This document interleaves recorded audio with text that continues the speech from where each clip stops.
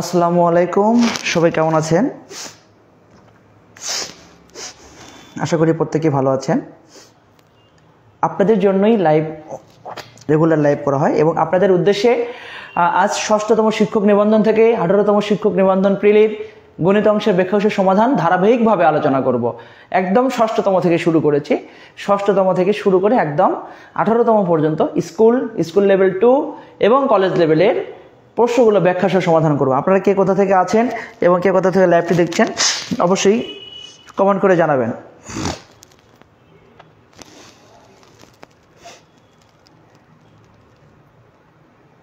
এবং লাইভটি ক্লিয়ার দেখতে পাচ্ছেন কিনা এটাও জানাবেন।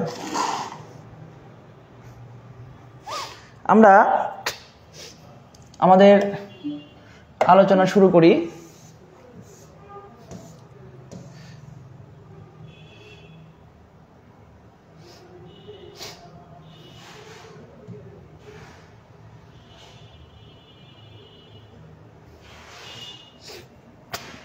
এখানে একটি প্রশ্ন দেয়া আছে, বলছে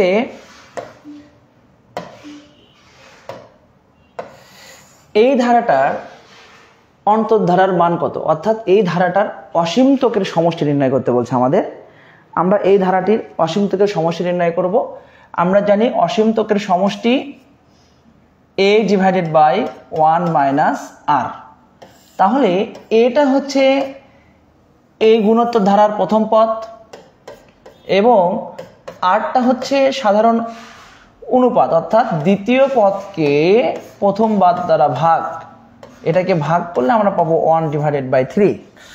এখন যদি আমরা এখানে a এর মানটা বসিয়ে দিই, এখানে r এর মানটা বসিয়ে দিলাম, তাহলে 1 ডিভাইডেড বাই 3, তাহলে এখানে আমরা পাচ্ছি,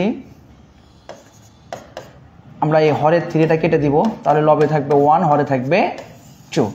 তাহলে এইরকম টাইপের যে অঙ্কটা আসবে সেই টাইপের, আমি আবারও বলি, এখানে অন্তর্ধারার মান বলছে, এখানে অসীমতকের সমষ্টিও থাকতে পারে। অসীমতকের সমষ্টি থাকলে এই ফরম্যাটটা দিয়ে আমরা করবো ইনশাল্লাহ। আমরা পরবর্তী প্রশ্ন দেখি। দুইটি স্বাভাবিক সংখ্যার পার্থক্য দেয়া আছে এবং এদের গুণফল দেয়া আছে। সংখ্যা দুটি নির্ণয় করতে বলছে। তাহলে এটা আমরা খুব সহজে করব। আমরা এটা অজানা রাশি দিয়েও করতে পারি, মানে চলক ব্যবহার করেও করতে পারি এবং সরাসরিও করতে পারি। আমরা যদি সরাসরি করি তাহলে কিন্তু এখান থেকে আমরা খুব সহজে করতে পারি। গুণফল অর্থাৎ 24কে যদি আমরা গুণ করি, আমরা 2 এবং 12 গুণ করলেও হবে, 4 এবং 6 গুণ করলেও 24 হবে, 3 এবং 8 গুণ করলেও 24 হবে, 1 এবং 24 গুণ করলেও 24 হবে। এখান থেকে আমাদের দেখার বিষয় হচ্ছে এমন দুটি গুণনীয়ক আছে যে দুটি গুণনীয়কের পার্থক্য 2। তাহলে আমরা স্পষ্ট বলতে পারি যে এই দুটি, অর্থাৎ 6 এবং 4, এই দুটি গুণনীয়কের পার্থক্য হচ্ছে 2। তাহলে এখান থেকে ক্ষুদ্রতম সংখ্যাটি নির্ণয় করতে বলছে। তাহলে এখানে স্পষ্ট বলতে পারি এটা ক্ষুদ্রতম সংখ্যা, ক্ষুদ্রতম, এবং এই মানটা হচ্ছে বৃহত্তম। তাহলে কিন্তু আমরা এই ক্যাটাগরির অঙ্ক আসলে কিন্তু আমরা অবশ্যই এভাবে করব। আপনারা কে কোথা থেকে আমাদের সাথে যুক্ত আছেন অবশ্যই কমেন্ট করে জানাবেন এবং লাইভটি ক্লিয়ার দেখতে পাচ্ছেন কিনা এটাও জানাবেন।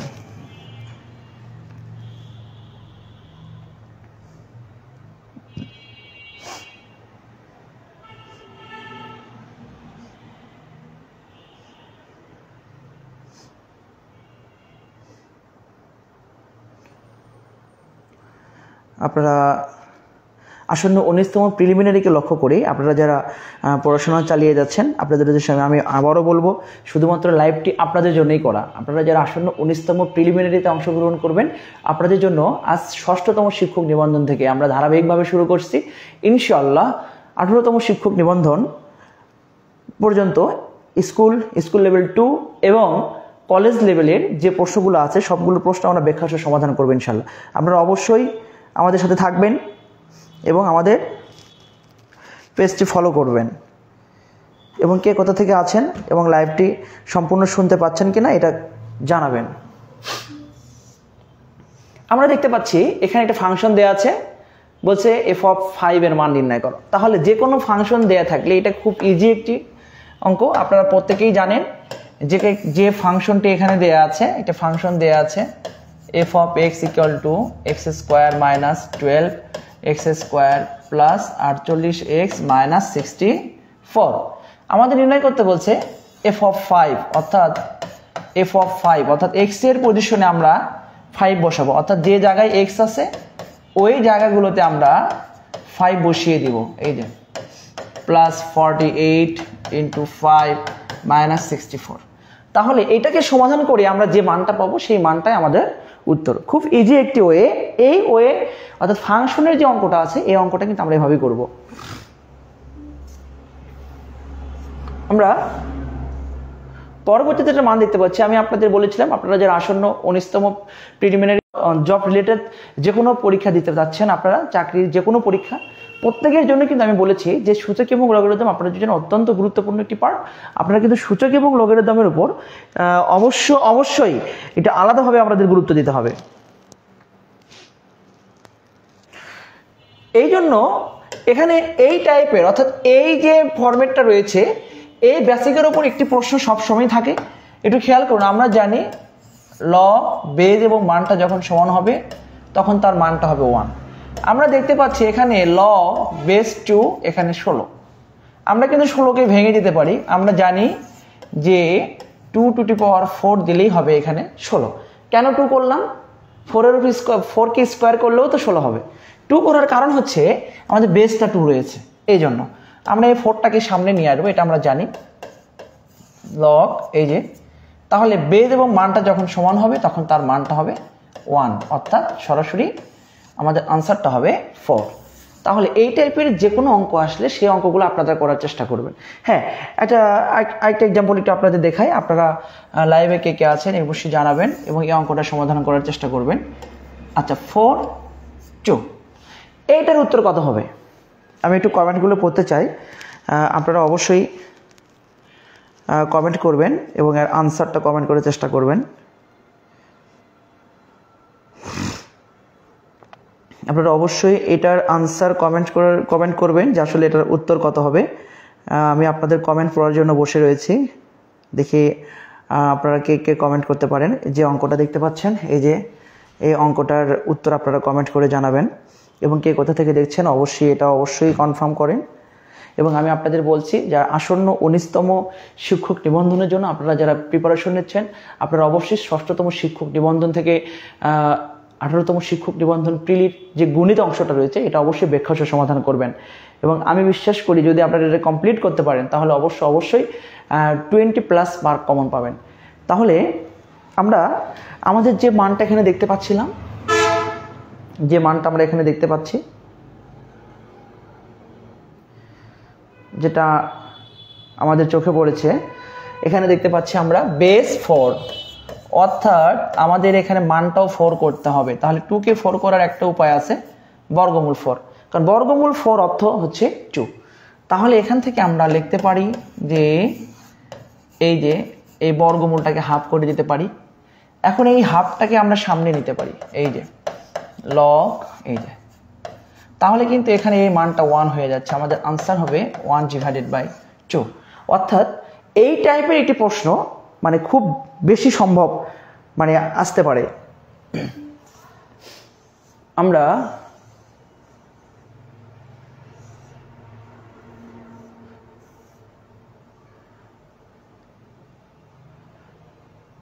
এই প্রশ্নটা একটু খেয়াল করি। এটা ত্রিভুজ দেয়া আছে, ABC ত্রিভুজের BC বাহুর মানটা দেয়া আছে। অর্থাৎ প্রশ্নটা হবে এইরকম একটা চিত্র অঙ্কন করে যদি দেখিয়ে দেই, এখানে A, এটা B, এটা হচ্ছে C। এখন বলছে BE, অর্থাৎ B থেকে E এটা হচ্ছে মধ্যমা এবং C থেকে F এটা, অর্থাৎ আমি যদি এভাবে দেখানোর চেষ্টা করি, এই যে অর্থাৎ এই মানটা হচ্ছে E এবং এটা হচ্ছে F, এই দুটা হচ্ছে মধ্যমা, অর্থাৎ AC এর মধ্যবিন্দু এবং AB এর মধ্যবিন্দু।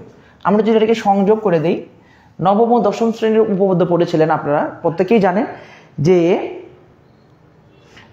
জানেন যে যে কোনো ত্রিভুজের যে কোনো দুই বাহুর মধ্যবিন্দু সংযোগ সরলরেখা তৃতীয় বাহুর অর্ধেক, অর্থাৎ ই থেকে এফ ইজ ইকুয়াল লিখতে পারি হাফ ইন্টু বিসি।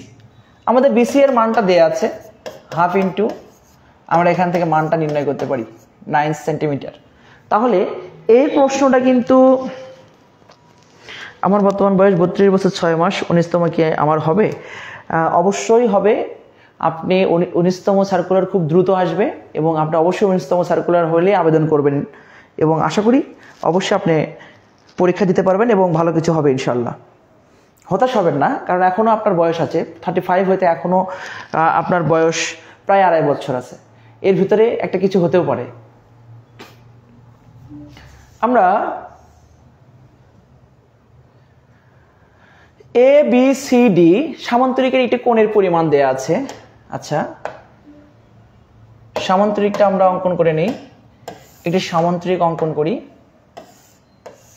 এটা সামান্তরিক অঙ্কন করলাম। এখানে বি সি ডি, বি, আচ্ছা আমরা যদি এটাকে এ দেই, এটাকে বি দিলাম, এটাকে সি দিলাম, এটাকে ডি দিলাম। আচ্ছা, এবার বি সি ডি এই কোণের পরিমাণ দেওয়া আছে এইটা, এবং বলা আছে যে এ বি সি, তাহলে এই কোণের পরিমাণটা আমাদের নির্ণয় করতে বলছে। তাহলে B C D A B C, আমরা একটু খেয়াল করি সামান্তরিকের এই দুটি বাহু পরস্পর সমান এবং সমান্তরাল।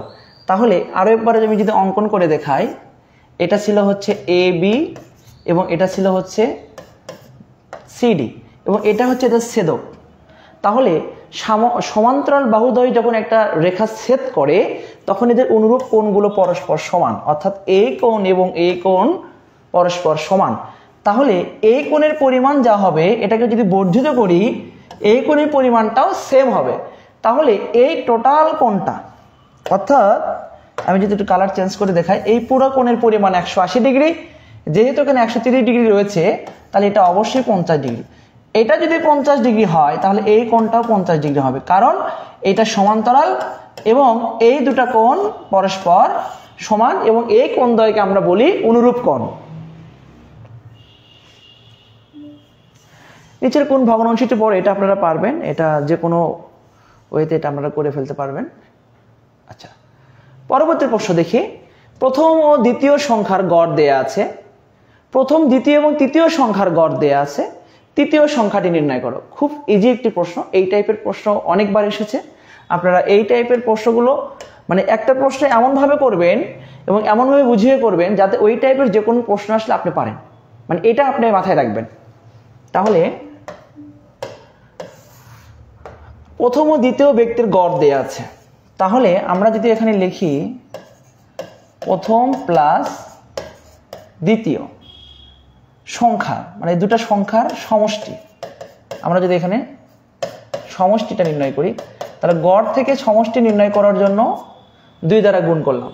কেন 2 দ্বারা গুণ করলাম? কারণ আমরা জানি যে গড় সমান কি লেখা যাবে, যে আমরা যদি এখানে সংখ্যাগুলোর গড় নির্ণয় করি যে সংখ্যাদ্বয়ের সমষ্টি ডিভাইডেড বাই মোট সংখ্যা, যেহেতু দুটি সংখ্যা ছিল এখানে প্রথম এবং দ্বিতীয় সংখ্যা, এজন্য 2 দ্বারা গুণ করেছি। 2 দ্বারা গুণ করে আমরা এখানে পেলাম 50। আর এখানে যদি আমরা এখন লিখি প্রথম, দ্বিতীয় এবং তৃতীয় এই তিনটি সংখ্যার সমষ্টি, তাহলে 30 গুণ 3, তাহলে এখানে 90। এখন যদি আমরা এই তিনটি সংখ্যা থেকে এই দুটি সংখ্যা বাদ দিই তাহলে আমরা 100% বুঝতেই পারতেছি এখানে যে দুটি সংখ্যা বাদ গেলে তৃতীয় সংখ্যাটি থাকবে, অর্থাৎ 90 থেকে যখন আমরা 50 বাদ দিব তখন আমাদের মান থাকবে 40। তাহলে তৃতীয় সংখ্যাটি হবে 40। এটা খুব ইজি একটি প্রশ্ন ছিল, আপনারা অবশ্যই ক্লিয়ার শুনতে পাচ্ছেন কিনা অবশ্যই জানাবেন। আচ্ছা, আমি আপনাদের উদ্দেশ্যে আবারও বলবো, আপনারা যারা এনটিএসসি এর মাধ্যমে একজন শিক্ষক হতে চান আপনাদেরকে আমি অবশ্যই বলবো আপনারা এখন থেকে 19তম প্রিলির জন্য প্রিপারেশন নিন, পাশাপাশি আপনারা লিখিত জন্য প্রিপারেশন নিন। আমাদের অলরেডি ব্যাচ অনেক ভর্তি কার্যক্রম শেষ, আমাদের ব্যাচ 2 এ ভর্তি চলছে, প্রিলির জন্য ব্যাচ 2 এ ভর্তি চলমান আছে। আগামী মাসের 1 তারিখ থেকে ইনশাআল্লাহ আমাদের ক্লাস শুরু হবে, 1 থেকে 5 তারিখের ভিতরেই। এবং পাশাপাশি আমাদের রিটার্ন ব্যাচে ভর্তি চলমান রয়েছে। আপনারা যারা গণিতের স্টুডেন্ট আছেন, আপনারা চাইলে আমাদের গণিতের পেইড কোর্সে ভর্তি হতে পারেন। এবং আমি আমার এক্সপিরিয়েন্স থেকে বলবো, আমি আল্লাহর রহমতে এনটিআরসি-এর 5টি সনদ পেয়েছি। এটার যে অভিজ্ঞতা, এই অভিজ্ঞতা থেকে আমি বলতে পারি, যদি আপনি লিখিততে ভালো করতে চান তাহলে অবশ্যই আপনার এখন থেকেই লিখিত প্রিপারেশন নিতে হবে। আপনারা যদি এখন থেকে লিখিতের প্রিপারেশন না নেন তাহলে কিন্তু পাস করতে পারেন, কিন্তু ভালো একটা মার্কস পাবেন না। আর যখনই ভালো মার্কস পাবেন না তখনই কিন্তু আপনার কাঙ্ক্ষিত প্রতিষ্ঠান আপনি পাবেন না। অবশ্যই আপনার ভালো একটি প্রতিষ্ঠান পেতে গেলে আপনার অবশ্যই ভালো মার্কস পেতে হবে। আর ভালো মার্কস পেতে গেলে অবশ্যই আপনাকে গণিত বেশি বেশি চর্চা করতে হবে।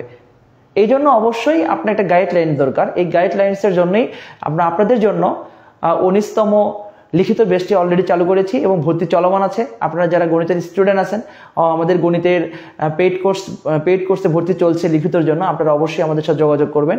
এবং পাশাপাশি আমাদের ইংরেজির পেইড কোর্সে ভর্তি চলমান রয়েছে। আপনারা ইংরেজির পেইড কোর্সে ভর্তি হতে পারেন। অবশ্যই সাদিক একাডেমির সাথে যোগাযোগ করে আপনারা ভর্তি কনফার্ম করবেন। 19তম সার্কুলার কবে হতে পারে স্যার? 19তম সার্কুলার খুব দ্রুত হওয়ার সম্ভাবনা আছে। মেবি 18তম যে ভাইবার রেজাল্ট, এই রেজাল্টের পরে পাবলিশ হওয়ার সম্ভাবনা খুব বেশি, তবে খুব দ্রুত হবে। আমরা দেখতে পাচ্ছি দুটি সংখ্যার লসাগু এবং গসাগু দেয়া আছে, একটি সংখ্যা দেয়া আছে, অপর সংখ্যাটি কত?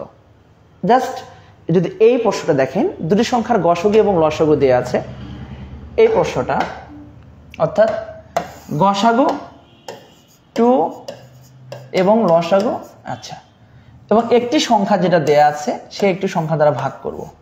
এই যে আমরা এখান থেকে কেটে দিব, ব্যাস। অপর সংখ্যাটি কত? এই অঙ্কটা করতে জাস্ট শুধু ক্যালকুলেশনটা, আপনারা যদি অঙ্ক বেশি বেশি অনুশীলন করেন তাহলে কিন্তু যে কোনো ক্যালকুলেশনটা কিন্তু আপনারা খুব দ্রুত করতে পারবেন। এই জন্য অবশ্যই প্র্যাকটিস করতেই হবে, প্র্যাকটিসের বিকল্প কোনো কিছু নেই, আপনারা অবশ্যই প্র্যাকটিস করবেন। আচ্ছা, এখানে বলছে একটি বর্গের একটি বাহুর দৈর্ঘ্য 1 একক হলে ইহার কর্ণের দৈর্ঘ্য নির্ণয় করো। তাহলে আমরা জানি বর্গের কর্ণের দৈর্ঘ্য, আমরা যদি সূত্র জানি অনেক সময় চিত্র না হলেও চলবে। আমরা জানি বর্গের কর্ণের দৈর্ঘ্য √2 ইন্টু বাহু। যেহেতু এখানে বাহুর দৈর্ঘ্য দেয়া আছে তাহলে √2 ইন্টু 1 অর্থাৎ √2। তাহলে এই টাইপের প্রশ্ন কিন্তু আসে, অনেকবারই আসে।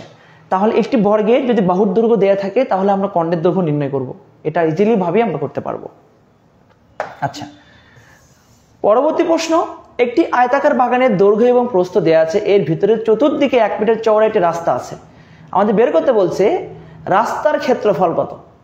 আমরা রাস্তার ক্ষেত্রফলটা চাচ্ছি। এটা খুব ইজি, আপনারা ক্লাস 7 থেকে এই অঙ্ক করে আসছেন। আপনারা দেখবেন, আপনারা একটু খেয়াল করে দেখবেন, ক্লাস 7-এ আছে, 8-এ আছে, 9-এ আছে, এবং এসএসসি পরীক্ষাতেও এই প্রশ্ন আসছে। তাহলে এই প্রশ্নটা যখন আমি চিত্র আঁকাবো তখন আমি বিশ্বাস করি আপনাদের প্রত্যেকেরই এই প্রশ্নটা মনে পড়বে। একটু দেখেন, বলছে এটা আয়তাকার বাগান। আচ্ছা, একটা আয়তাকার বাগান, এটার দৈর্ঘ্য হচ্ছে 40 মিটার এবং প্রস্থ হচ্ছে 30 মিটার। আচ্ছা, এর ভিতরের চতুর্দিকে, মানে ভেতরের চতুর্দিকে 1 মিটার, অর্থাৎ এখান থেকে এইটুকু হচ্ছে 1 মিটার, এখান থেকে এইটুকু 1 মিটার, এখান থেকে এইটুকু 1 মিটার। আচ্ছা, এখন বের করতে বলছে রাস্তার ক্ষেত্রফল। তাহলে আমরা যদি রাস্তার ক্ষেত্রফল নির্ণয় করি, অর্থাৎ আমাদের এই অংশটার ক্ষেত্রফল আমাদের লাগবে, এই অংশটার ক্ষেত্রফল আমাদের বের করতে বলছে। তাহলে এই অংশের ক্ষেত্রফল যদি আমরা বের করতে চাই তাহলে আমাদের কিন্তু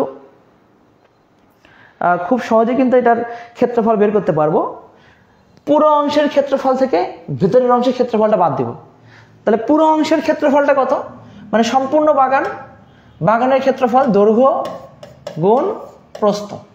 তাহলে এখানে আমাদের মানটা এত বর্গ মিটার। আচ্ছা, আর ভেতরের ক্ষেত্রফলটা কি? রাস্তা বাদে আমাদের এখানে লিখতে হবে রাস্তা বাদে দৈর্ঘ্য। তাহলে রাস্তা ছিল 40 মিটার, দৈর্ঘ্য এদিকে 1 মিটার, এদিকে 1 মিটার, তাহলে টোটালে বাদ গিয়েছে 2 মিটার। সেই 2 মিটারটা আমাদের বাদ দিয়ে দিতে হবে। তাহলে এখানে হবে 38 মিটার। আচ্ছা, আবার রাস্তা বাদে প্রস্থ, প্রস্থ তাহলে আমাদের ছিল হচ্ছে 30, এখান থেকে এদিকে একটা 1 মিটার গিয়েছে, এদিকে 1 মিটার গিয়েছে, টোটালে 2 মিটার। ওকে, তাহলে এখান থেকে পাবো 28 মিটার। এখন রাস্তা বাদে ক্ষেত্রফল আমরা নির্ণয় করব 38 গুণ 28, আচ্ছা, এটা বর্গ মিটার।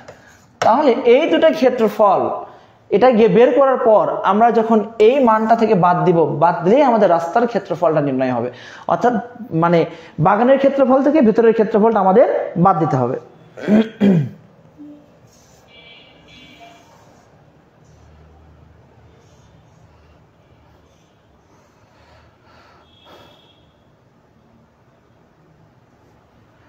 আপনারা যারা আসন্ন 19তম প্রিলিমিনারির জন্য প্রিপারেশন নিচ্ছেন, আপনাদেরকে আমি বলবো, আপনারা আমার হাতে একটি বই দেখতে পাচ্ছেন। এই বইটি আসন্ন 19তম প্রিলিমিনারির জন্য তৈরি করা। আপনারা এই বইটি শুধু একটি বই না, এটা দেখতে পাচ্ছেন যে এটা শুধু প্রিলির জন্য না, এটা শুধু যে ইন্টারেস্টের জন্য তা কিন্তু না। আপনারা যদি এই বইটি ভালোভাবে পড়তে পারেন তাহলে আপনি অনেকগুলো চাকরি পরীক্ষায় ফেস করতে পারবেন। এই বইটির ভিতরে 6ষ্ঠতম শিক্ষক নিবন্ধন থেকে 18তম শিক্ষক নিবন্ধন, স্কুল লেভেল 2 এবং কলেজ লেভেলের সকল প্রশ্ন ব্যাখ্যাসহ সমাধান করা রয়েছে, এবং 10তম বিসিএস থেকে 46তম বিসিএস পর্যন্ত সকল প্রশ্নের ব্যাখ্যাসহ সমাধান রয়েছে। আপনি কিন্তু আলাদা করে কিন্তু বিসিএস প্রশ্ন ব্যাংক কেনার কোনো প্রয়োজন নেই, আপনি এর ভিতরেই কিন্তু পেয়ে যাচ্ছেন। এবং পাশাপাশি কিন্তু আপনার প্রাইমারির জন্য আলাদা কোনো কিছু কেনার প্রয়োজন নেই, কারণ এর ভিতরে প্রাইমারি প্রশ্নগুলো অ্যাড করা রয়েছে।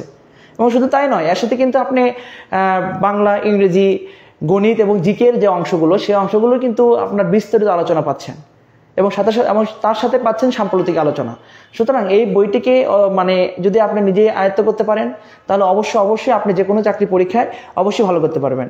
এবং বইটি আপনারা বাসা থেকে দেখে হোম ডেলিভারি করবেন, এবং বইটি হাতে পাওয়ার পর সম্পূর্ণ দেখে আপনারা বইটি নিতে পারেন। এবং তাছাড়াও আপনারা বইটি যাচাই করার জন্য আমাদের sadiqsir.com বইটির সম্পূর্ণ PDF দেওয়া রয়েছে, আপনারা সেখান থেকে ফ্রি ডাউনলোড করতে পারেন।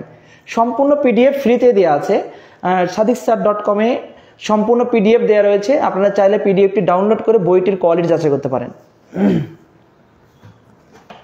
আমরা এখানে দেখতে পাচ্ছি যে এখানে যে মানগুলো দেওয়া রয়েছে, এখানে দশম সংখ্যাটি নির্ণয় করতে বলছে। আচ্ছা, এই সংখ্যাগুলো দেখতে কেমন খেয়াল করুন। এখানে প্রথম পদ রয়েছে কত? 1, দ্বিতীয় পদ রয়েছে কত? 2, তৃতীয় পদ রয়েছে কত? এখানে 3, চতুর্থ পদ, তারপর পঞ্চম, ষষ্ঠ, সপ্তম, তারপর অষ্টম, নবম, দশম। এবার এটি খেয়াল করুন, চতুর্থ পদ, এই দুটা পদের যোগফল 5, আর তাহলে পাশাপাশি দুটি পদের যোগফল যদি আবার এই দুটা পদের যোগফল দেখেন দ্বিতীয় পদ, অর্থাৎ পাশাপাশি দুটি পদের যোগফল যদি পরবর্তী পদ হয়, এটাকে আমরা ফিবোনাক্কি সংখ্যা বলি। ফিবোনাক্কি সংখ্যা, কারণ 1 এবং 2 যোগ করে প্রথম এবং দ্বিতীয় পদ যোগ করে আমাদের হয়েছে তৃতীয় পদ, দ্বিতীয় এবং তৃতীয় যোগ করে হয়েছে চতুর্থ পদ, তো তৃতীয় এবং চতুর্থ যোগ করে হবে পঞ্চম পদ, এবং এই দুটা যোগ করে হবে ষষ্ঠ পদ, এবং এই দুটা যোগ করে হবে সপ্তম পদ, এবং এই দুটা যোগ করে আমাদের হবে এখানে, এবং তারপর এইটা এবং এইটা যোগ করে হবে নবম পদ, তারপর একটা যোগ করে হবে দশম পদ। মানে সেম এইভাবে আমাদের এই ধারাগুলো বাড়তে থাকবে, এইভাবে আমাদের এই ধারার মানটা বাড়বে। তাহলে 21 এবং এটা যোগ করলে হবে 55, অর্থাৎ এখানে আমাদের দশম পদ হবে না, এখানে হবে নবম সংখ্যাটি কত। তাহলে এই টাইপের প্রশ্ন আমরা যখন পাশাপাশি দুটি পদের যোগফল তৃতীয় পদটা নির্ণয় করি, তখন এটাকে আমরা বলি ফিবোনাক্কি সংখ্যা। ফিবোনাক্কি সংখ্যার নির্ণয়ের জন্য আমরা এই ফরম্যাটটি নির্ণয় করব, এই ফরম্যাট দিয়ে করব, অর্থাৎ পরপর দুটি পদের যোগফল তৃতীয় পদ। যেমন 1 এবং 2 যোগ করে 3 হয়েছে, 2 এবং 3 যোগ করে 5 হয়েছে, 3 এবং 5 যোগ করে 8 হয়েছে, 8 এবং 5 যোগ করে 13, 13 এবং 8 যোগ করে 21, 21 এবং 13 যোগ করে হয়েছে 34, 34 এবং 21 যোগ করে হয়েছে 55। আপনারা যারা খেয়াল করুন, এটা হচ্ছে এই ধারাটাকে বলা হয় ফিবোনাক্কি সংখ্যা।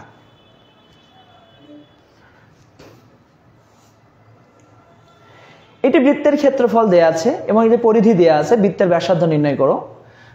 তাহলে একটি বৃত্তের ক্ষেত্রফলকে আমরা প্রকাশ করি, বৃত্তের ক্ষেত্রফল আপনারা সবাই জানেন, একটি বৃত্তের ক্ষেত্রফলকে আমরা প্রকাশ করি পাই আর স্কোয়ার দ্বারা এবং বৃত্তের পরিধিকে প্রকাশ করি 2 পাই আর দ্বারা। তাহলে বৃত্তের ক্ষেত্রফল পাই আর স্কোয়ার, এটার মান দেয়া আছে, আচ্ছা, এবং বৃত্তের যে পরিধি, এই পরিধি দেয়া আছে 2 পাই আর এবং এটার মান দেয়া আছে 8। আমরা কি করলাম, এই দুটাকে ভাগ করে দিলাম। এবার এটা কেটে দিব, এখান থেকে এটা কেটে দিলে একটা আর থাকবে, লবে একটা আর, হরে একটা 2, এখানে কেটে দিলে হবে 2, তাহলে এখানে 2, অর্থাৎ আর সমান হচ্ছে কত, 4, অর্থাৎ বৃত্তের ব্যাসার্ধ 4 সেন্টিমিটার বা 4 মিটার। তাহলে এই টাইপের প্রশ্ন কিন্তু বরাবর আসছে, আপনারা কিন্তু যদি একটু খেয়াল করুন তাহলে কিন্তু এই টাইপের প্রশ্ন কিন্তু বারবার পাবেন। আপনারা যখন 6তম শিক্ষক নিবন্ধন থেকে 18তম শিক্ষক নিবন্ধন পর্যন্ত মানে একটু বিস্তারিত আলোচনার ব্যাখ্যা সহ পড়বেন, তখন কিন্তু আপনারা অবশ্যই খেয়াল করবেন যে একই প্রশ্ন বারবার আসতেছে এবং একই ক্যাটাগরির প্রশ্ন হচ্ছে।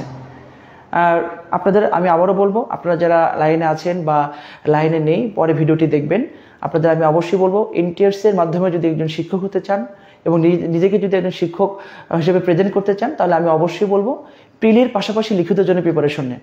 এবং আমাদের অলরেডি ব্যাচ 1-এ ভর্তি শুরু হয়েছে, মানে শেষ হয়েছে, ব্যাচ 2-এ ভর্তি চলমান প্রিলির জন্য, এবং আমাদের লিখিত ব্যাচগুলো অলরেডি ভর্তি শুরু হয়েছে। যেমন আমি গণিতের ব্যাচে আমি সম্পূর্ণ লিখিত ব্যাচটি আমি নিজেই চালাবো, আমার NTS এর 5টি সনদ রয়েছে, এটার একটি বিস্তারিত অভিজ্ঞতার সহিত আমি পুরো ব্যাচটি আমি নিজেই চালাবো এবং আপনাদের সাথে থাকবো ইনশাল্লাহ। এবং আপনারা যারা গণিতে পেইড কোর্সে ভর্তি হতে চান, অবশ্যই খুব দ্রুত গতিতে আমাদের সাথে অফিসে যোগাযোগ করে অবশ্যই ভর্তি হতে পারেন। এবং তাছাড়া আমাদের প্রিলির জন্য ব্যাচ 2-এ ভর্তি চলমান রয়েছে। সবাই ভালো থাকবেন, সুস্থ থাকবেন, আল্লাহ হাফেজ।